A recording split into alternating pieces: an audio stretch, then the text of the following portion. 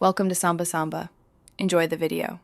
In this video, I will explain how to use a Walmart knife sharpener.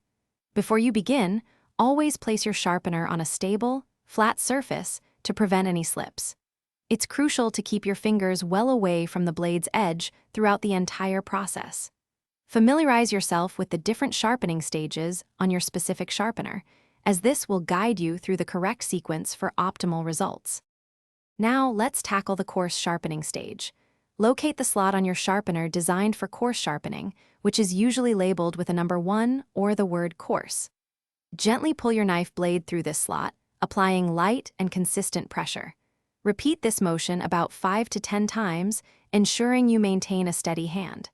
If your sharpener has 2 coarse slots, alternate between them for even sharpening. After coarse sharpening, it's time to refine that edge with the fine sharpening stage.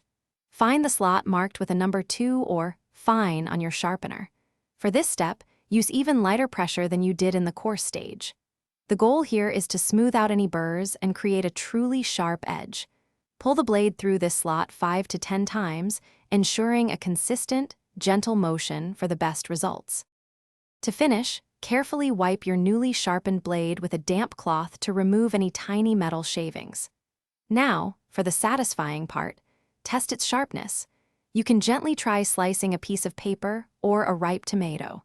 Remember to always clean your sharpener after use, following the manufacturer's guidelines to ensure its longevity and effectiveness for many years to come. Thanks for watching. Consider subscribing if we helped you.